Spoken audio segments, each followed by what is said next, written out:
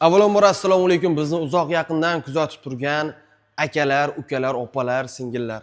Hozir sizlarga obzor qilib bermoqchi bo'lgan mashinam Jack G7 bo'ladi. Ya'ni Samarqand China Motors Jack G7larimiz keldi. Ko'rinishini qarang buni. Olov bo'lib turibdi, yonib turibdi. Bunga ko'zingiz bilan qaragan paytingiz ko'zingizga tashlanib turibdi. Endi bu mashina haqida to'liq obzorini qilib berishga harakat qilaman. Bu mashinamizning motor qismiga keladigan bo'lsak, eng asosiysi eng kerakli joyi yurak qismi. Motori 1.5 turbo hisoblanadi. Ya'ni 137 ta ot kuchi bo'ladi. Keyin bu mashinamizning motorida yaponskiy motor o'rnatilgan bo'ladi. Ya'ni Greenjet kompaniyasiga tegishli motor hisoblanadi. Faralarni ko'rishingiz mumkin. Linzali LED faralar qo'yilgan. Juda ham bir yongan payti juda ham ajoyib va chiroyli bo'lib yonadi. Kelinglar, sizlarga birdan yoqib ko'rsatib beraman. Xullas, ko'rdinglar faralarini qanday ajoyib chiroyli bo'lib turibdi. Oblisovkalarni ko'rishinglar mumkin. Bu oldi ko'rinishi aynan qaysi mashinaga ilhomlanib qilingan desanglar, bu Maserati mashinasidan ilhomlanib oldi oblisovkalari, oldi ko'rinishlari qilingan. Masalan, ko'rishlar juda ham chiroyli, derski bo'lib turibdi. Qaragan paytingiz o'ziga tortadigan go'zallik aynan bu mashinamizda, Jack G7 mashinamizda mavjud. Jack G7 ni balonlariga keladigan bo'lsak, balonlari 17-razmerda bo'ladi. Tormozning disklari hammasi joyida juda ham chiroyli qilib qo'yilgan va tormozning sistemalari ABS, EVD hammasi ishlaydi.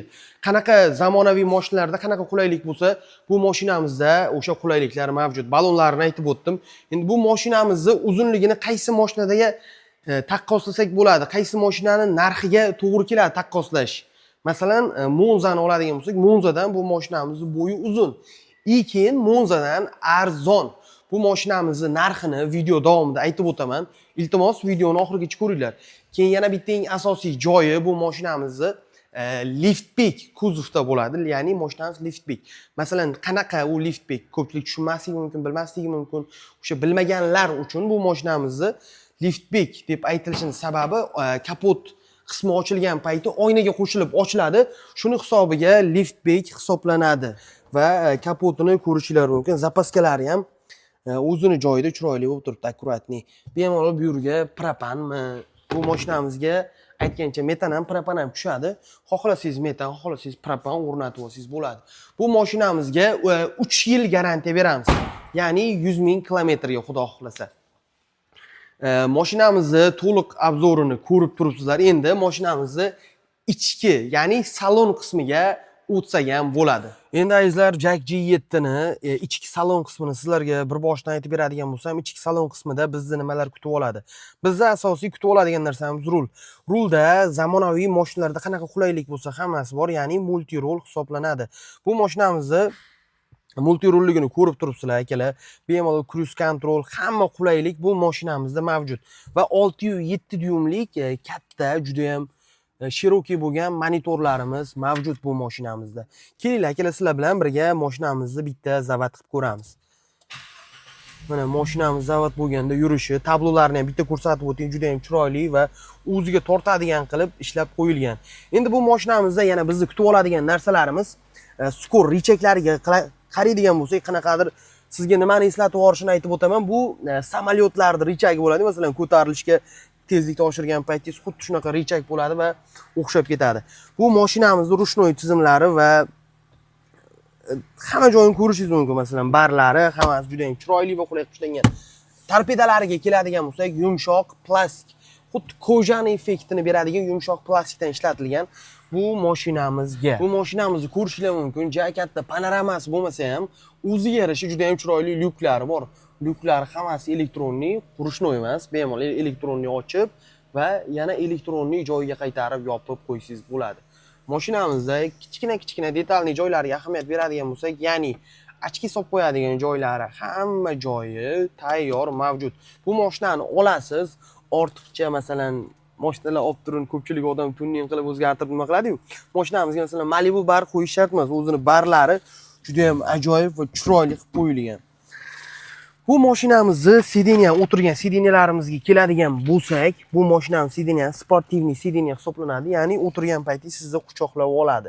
Ikki tomonga, u yonga, bu yonga o'ynab ketmaydi. Mazza qilib o'zingizni uzoq yo'ldagi safarlaringizni bu mashina bilan, ya'ni Jak G7 bilan yaqin qilsangiz bo'ladi.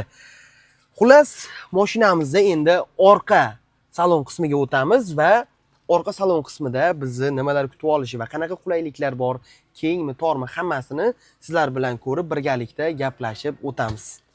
Orqa salon qismida bizni nimalar kutib oladi? Orqa salon qismi ham juda ham keng. Masalan, meni bo'yim to'g'ri unchalik uzun emas, 1.75 bo'lishi mumkin, lekin bemalol 1.80 bo'lgan odamda ham bo'yi, ya'ni bosh qismi tepaga tegib qolmaydi. Mashinamiz juda ham keng qilib ishlangan. Uncha-buncha mashinalardan keyin, masalan, o'zimizni solishtiradi. Endi to'g'ri narxi qimmatroq, lekin solishtiradigan bo'lsak, tipiga Cobaltlardan mashinamiz kenglik qiladi. Hozir operatorimiz bizga yomon qarashi mumkin, chunki uni Cobalti bor. Cobalt ham yomon mashina emas. Endi baribir Cobaltdan zo'r bu mashina, narx tomonlama ham, komfort tomonlama, hamma tomonlama. Xullas, mashinamizni masalan ko'p mashinalarda o'rtasida most o'tgan bo'ladi, ya'ni zadniy tortadigan mashinalarda ko'p polni hamma mashinada bor, lekin bu mashinamizda unaqa most yo'q. Bemalol o'rtada o'tirgan odam ham qiynalmasdan, oyog'i tegmasdan, oyoqlari buklanmasdan o'zini uzoq yo'liga bemalol yetib oladi degan umiddaman. Hamma qulayliklar bor. Hattoki bu yonlardan airbaglar o'tadi, bu tomonlardan ham airbaglar o'tadi. Masalan, xavfsizlik nuqtai nazaridan hamma tomoniga, ya'ni 6 ta joyiga, ichki salonni 6 ta joyiga airbag bilan jihozlab qo'yilgan, xavfsizlik nuqtai nazaridan hammasi. Endi bu mashinamizni orqa salonini ko'rdingiz. Bu mashina sizlarga yoqdi degan umiddaman.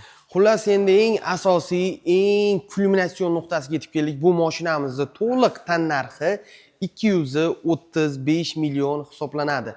Bemalol bu mashinani boshlang'ich, ya'ni tan narxini 30% to'lab, o'zingizning nomingizga avtokredit yokida boshqa to'lov turlari orqali rasmiylashtirib olsangiz bo'ladi. Yanada to'liqroq, yanada batafsilroq ma'lumot olish uchun pastdagi raqamlarga qo'ng'iroq qilib, o'zingizni qiziqtirgan savollarga javob berishingiz mumkin. Qanday bu mashinani ko'rib, telefon qilib qisqacharoq va to'liqroq ma'lumot olishga harakat qilmasligingiz mumkin. Hammaga rahmat. Sizlar bilan Isomiddin bo'ldi. Telefon qilinglar aka, kutamiz.